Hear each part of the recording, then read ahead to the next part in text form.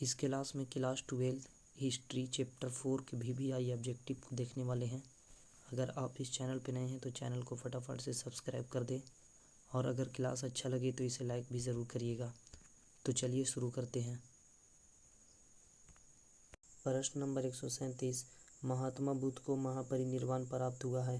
तो 137 नंबर प्रश्न का करेक्ट आंसर क्या होगा? तो देखिएगा 137 नंबर प्रश्न का करेक्ट आंसर हो जाएगा ऑप्शन सी, कुशीनगर में।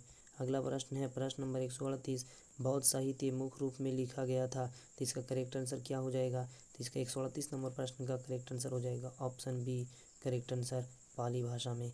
अगला प्रश्न है प्रश्न नंबर 139 में बोला जा रहा जैनियों के प्रथम तीर्थकर कौन थे? तो 139 नंबर प्रश्न का क्या पार्श्वनाथ थे या ऋषभदेव थे या अजितनाथ थे या तो फिर पद्मपरव थे? तो इसका 139 नंबर प्रश्न का करेक्ट आंसर हो जाएंगे ऑप्शन नंबर बी, यानी कि ऋषभदेव थे। अगला प्रश्न है प्रश्न नंबर 140, जैन धर्म के तीर्थकर ऋषभदेव का प्रतीक चिन्ह क्या हो जाएगा? तो 140 नंबर प्रश्न का करेक्ट आंसर क्या हो जाएगा? तो इसका करेक्ट आंसर हो जाएगा option number C, correct answer. अगला प्रश्न नंबर 141, अशोक अपने राज्याभिषेक के पश्चात किस वर्ष कलिंग पर विजय प्राप्त किया था? तो 141 नंबर प्रश्न का करेक्ट आंसर हो जाएंगे option number B, correct answer. 142 number प्रश्न है किस इतिहासकार ने मात्र अभिलेखों के आधार पर अशोक का इतिहासकार लिखा था? क्या ऑप्शन नंबर हो जाएंगे DR भंडारक या तो फिर जेम्स प्रिंसेप या तो फिर KP नारायण या तो फिर क्या हो जाएंगे इसका, या तो फिर ऑप्शन डी हो जाएंगे यानी टिफाइन थेलर। तो इसका करेक्ट आंसर 142 नंबर प्रश्न का बतलाइएगा आप लोग कमेंट करके। इसका 142 नंबर प्रश्न का करेक्ट आंसर हो जाएंगे option number A, correct answer.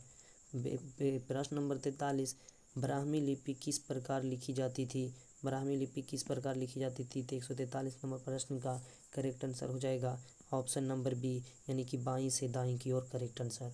अगला प्रश्न नंबर 144, हॉल रचित सप्तशक यानी कि सप्तशतक कौन सी भाषा में है? कौन सी भाषा में? क्या ऑप्शन है पाली में, बी प्राकृत में, सी तमिल में या डी इनमें से कोई नहीं? तो 144 नंबर प्रश्न का करेक्ट आंसर हो जाएंगे ऑप्शन नंबर बी, यानी कि प्राकृत में, करेक्ट आंसर। फिर प्रश्न नंबर 144 का correct answer option number B हो जाएंगे। अगला प्रश्न है प्रश्न नंबर 145, द्वितीयक बौद्ध संगीता का आयोजन वैशाली में किसके शासन काल में की गई थी? क्या ऑप्शन है अशोक के शासक काल या कालाशोक के शासक काल या अजातशत्रु के शासक काल या इनमें से कोई नहीं? तो प्रश्न नंबर 145 का करेक्ट आंसर हो जाएंगे क्या? तो 145 का करेक्ट आंसर हो जाएंगे option number B, correct answer हो जाएंगे। अगला प्रश्न नंबर 146, किस पुराण में मौर्य शासकों का वर्णन है? यानी किस पुराण में मौर्य शासकों का वर्णन किया गया है? तो प्रश्न नंबर 146 का करेक्ट आंसर क्या हो जाएगा? तो 146 का करेक्ट आंसर हो जाएगा ऑप्शन नंबर सी, यानी कि विष्णु पुराण में, करेक्ट आंसर हो जाएंगे।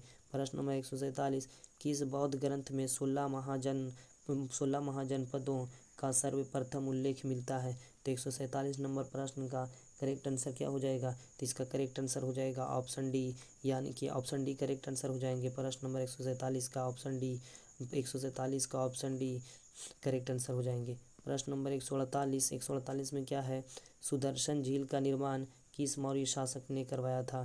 तो इसका क्या करेक्ट आंसर होगा? क्या ऑप्शन है चंद्रगुप्त मौर्य या अशोक होंगे या बिंदुसार होंगे या इनमें से कोई नहीं होंगे? तो प्रश्न नंबर 148 का करेक्ट आंसर हो जाएंगे option number A, correct answer हो जाएंगे। प्रश्न नंबर 149, मौर्य काल में मुद्रा यानी कि मुद्रा कर के करशापन किस धातु से बनी होती थी? मुद्रा करशापन किस धातु से बनी होती थी? तो 149 नंबर प्रश्न का करेक्ट आंसर हो जाएंगे ऑप्शन ए, करेक्ट आंसर, यानी कि चांदी से। अगला प्रश्न है प्रश्न नंबर देखिएगा 150, शुंग वंश की स्थापना किसने की थी? तो 150 का करेक्ट आंसर क्या हो जाएगा? तो इसका करेक्ट आंसर हो जाएगा ऑप्शन ए, करेक्ट आंसर, यानी कि पुष्पान, यानी कि करेक्ट आंसर हो जाएंगे। ठीक है, प्रश्न नंबर 150 का करेक्ट आंसर हो जाएंगे पुष्पमित्र, करेक्ट आंसर हो जाएंगे। अगला प्रश्न है प्रश्न नंबर 151, रुद्र दामन था, यानी कि रुद्र दामन क्या था? तो 151 का करेक्ट आंसर क्या हो जाएगा? तो इसका करेक्ट आंसर हो जाएगा ऑप्शन नंबर बी, यानी कि शक, करेक्ट आंसर हो जाएंगे। अगला प्रश्न नंबर 152 क्या है, देखिए, सातवाहन वंश की स्थापना किसने की थी? तो 152 का करेक्ट आंसर क्या हो जाएगा? तो 152 का करेक्ट आंसर हो जाएगा ऑप्शन नंबर बी, यानी कि सीमुख, करेक्ट आंसर हो जाएंगे। अगला प्रश्न नंबर 153, किस पुराण में गुप्त शासकों का वर्णन हुआ है? तो 153 का करेक्ट आंसर क्या हो जाएंगे? तो 153 का करेक्ट आंसर हो जाएंगे ऑप्शन नंबर बी, यानी कि वायु पुराण करेक्ट आंसर हो जाएंगे। अगला प्रश्न है प्रश्न नंबर 154, हरिसेन की प्रयाग प्रशस्ति में किस गुप्त सम्राट का वर्णन मिलता है? तो 154 का करेक्ट आंसर क्या होगा? तो 154 का करेक्ट आंसर हो जाएंगे ऑप्शन नंबर सी, यानी कि समुद्रगुप्त करेक्ट आंसर हो जाएंगे। प्रश्न नंबर 155, बौद्ध ग्रंथ त्रिपिटक की रचना हुई थी, यानी कि बौद्ध धर्म त्रिपिटक की रचना हुई थी। 155 नंबर प्रश्न का करेक्ट आंसर क्या होगा? तो इसका करेक्ट आंसर हो जाएगा 155 नंबर प्रश्न का ऑप्शन बी करेक्ट आंसर हो जाएंगे, यानी कि महात्मा बुद्ध के निर्वाण प्राप्त करने के बाद प्राप्त हुआ था। ये प्रश्न को एकदम याद रखिएगा, ये बहुत ही VVI ऑब्जेक्टिव है, याद रखिएगा इसको। अगला प्रश्न क्या है? प्रश्न नंबर 156, यानी कि देखिएगा, कहा जा रहा कि सूत विभाग, बंध खा परिवार ये 3 भाग है, यानी कि 156 नंबर प्रश्न का करेक्ट आंसर क्या हो जाएगा? तो इसका करेक्ट आंसर हो जाएगा 156 नंबर प्रश्न का ऑप्शन ए करेक्ट आंसर हो जाएंगे, यानी कि विनय पिटक करेक्ट आंसर।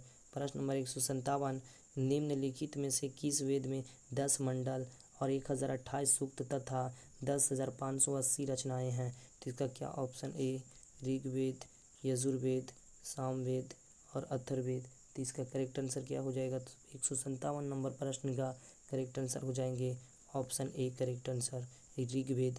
अगला प्रश्न है प्रश्न नंबर 158, यानी कि खुद्दक निकाय का संबंध है ऑप्शन बी इसका करेक्ट आंसर 158 नंबर प्रश्न का ऑप्शन बी, यानी सूत पिटक करेक्ट आंसर हो जाएंगे। अगला प्रश्न नंबर 159, कौन सा उपनिषद अथर्ववेद से संबंधित नहीं है? 159 नंबर प्रश्न का करेक्ट आंसर क्या होगा? तो इसका 159 नंबर प्रश्न का करेक्ट आंसर हो जाएंगे ऑप्शन डी करेक्ट आंसर हो जाएंगे। अगला प्रश्न नंबर 160, आत्मा का पुनर्जन्म मुख्य विषय है, यानी 160 का करेक्ट आंसर क्या होंगे? तो इसका करेक्ट आंसर हो जाएगा ऑप्शन बी करेक्ट आंसर, यानी कि कौफितकी उपनिषद का करेक्ट आंसर हो जाएगा ऑप्शन नंबर बी। अगला प्रश्न नंबर 161 है कि वर्धमान का महावीर अथवा जिन कहा जाता है, यानी कि 161 का क्या हो जाएगा करेक्ट आंसर? तो 161 प्रश्न नंबर का करेक्ट आंसर हो जाएंगे option number C correct answer, यानी कि सुख दुख पर विजय पाने के कारण करेक्ट आंसर हो जाएंगे। प्रश्न नंबर 162, बौद्ध के अष्टांगिक मार्ग में कौन सा सिद्धांत नहीं था? 162 का करेक्ट आंसर क्या हो जाएंगे?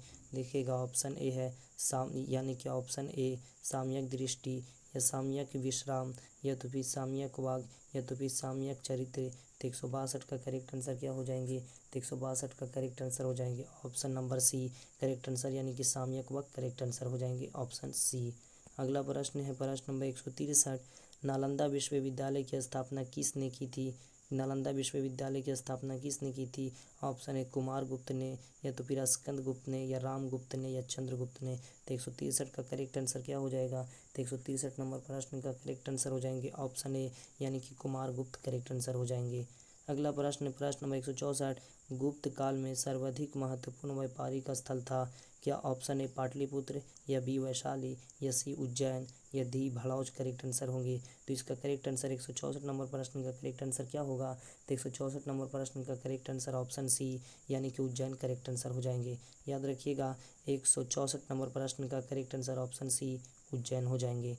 प्रश्न नंबर 165, गुप्त काल में भू राजस्व कुल उत्पादन का कितना भाग था? तो 165 नंबर प्रश्न का करेक्ट आंसर क्या होगा? तो इसका 165 नंबर प्रश्न का करेक्ट आंसर ऑप्शन ए हो जाएंगे 1/4 से 1/6, यानी कि 165 नंबर प्रश्न का correct answer option A correct answer हो जाएंगे। 166 नंबर प्रश्न है जैनियों की भाषा क्या थी? तो 166 नंबर प्रश्न का करेक्ट आंसर क्या? ऑप्शन ए पाली, बी प्राकृत, सी संस्कृत या डी हिंदी होंगे। तो 166 नंबर प्रश्न का करेक्ट आंसर हो जाएंगे ऑप्शन बी, यानी कि प्राकृत करेक्ट आंसर हो जाएंगे। प्रश्न नंबर 167, बुद्ध के उपदेशों का संकलन है, यानी कि 166 नंबर प्रश्न का क्या होगा? ये ऑप्शन ए बुद्ध चरित्र में या तो फिर सूत पिटक में या तो फिर हो गया अध्ययन यानी कि अभिधम पिटक में या तो फिर विनय पिटक में। तो 167 नंबर प्रश्न का करेक्ट आंसर क्या होंगे? कमेंट करके बताइएगा दोस्तों। देखिएगा 167 नंबर प्रश्न का करेक्ट आंसर हो जाएंगे ऑप्शन डी, यानी कि विनय पिटक करेक्ट आंसर हो जाएंगे। अगला प्रश्न है प्रश्न नंबर 168, महावीर स्वामी ने जैन धर्म को सिद्धांतों में कौन से सिद्धांत जोड़े थे? तो 168 नंबर प्रश्न का करेक्ट आंसर क्या हो जाएगा? क्या इसमें जो यानी कि कौन से सिद्धांत को जोड़े थे? क्या अहिंसा जोड़े थे, या आस्ते जोड़े थे, या तो फिर ब्रह्मचर्य जोड़े थे, या तो फिर अपरिग्रह जोड़े थे? तो 168 नंबर प्रश्न का करेक्ट आंसर क्या होगा? तो 168 नंबर प्रश्न का करेक्ट आंसर ऑप्शन सी यानी कि ब्रह्मचर्य करेक्ट आंसर हो जाएंगे।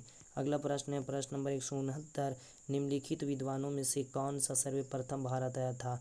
तो 169 नंबर प्रश्न का करेक्ट आंसर क्या होगा? तो इसका करेक्ट आंसर हो जाएंगे ऑप्शन डी यानी कि फहियान करेक्ट आंसर हो जाएंगे। अगला प्रश्न प्रश्न नंबर 170, भगवान बुद्ध को किस स्थान पर ज्ञान यानी कि प्राप्त हुआ था? तो इसका 170 नंबर प्रश्न का करेक्ट आंसर क्या होगा? ऑप्शन बी यानी कि बोध गया करेक्ट आंसर हो जाएंगे। ठीक है।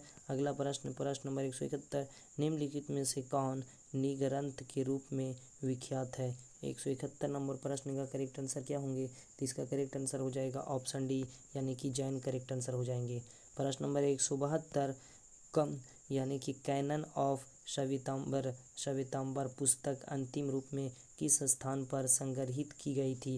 तो 172 नंबर प्रश्न का करेक्ट आंसर क्या हो जाएगा? क्या ऑप्शन ए वल्लभी होंगे, या बी कन्नौज होंगे, या सी इलाहाबाद, या डी पाटलिपुत्र? तो 171 का करेक्ट आंसर क्या होगा? इसका करेक्ट आंसर बताइएगा दोस्तों। देखिएगा 172 का करेक्ट आंसर हो जाएंगे ऑप्शन ए यानी कि वल्लभी करेक्ट आंसर हो जाएंगे। अगला प्रश्न है प्रश्न नंबर 173, जैन आगम लिखे गए हैं, जैन आगम लिखे गए हैं। तो 173 का करेक्ट आंसर क्या होगा? तो इसका करेक्ट आंसर ऑप्शन सी यानी कि प्राकृत में करेक्ट आंसर हो जाएंगे। अगला प्रश्न है दोस्तों देखिएगा, अगला प्रश्न प्रश्न नंबर 174 प्रश्न, बुद्ध का सारनाथ में दिया प्रथम प्रवचन क्या कहलाता है? ऑप्शन ए धर्म परिवर्तन, बी धर्मचक्र परिवर्तन, सी धर्म समागम, या तो फिर डी मध्य समागम? तो 174 नंबर प्रश्न का करेक्ट आंसर हो जाएंगे ऑप्शन बी यानी कि इसका करेक्ट आंसर धर्म चक्र परिवर्तन करेक्ट आंसर हो जाएंगे। तो दोस्तों मिलते हैं अब अगले क्लास में, तब तक के लिए बाय।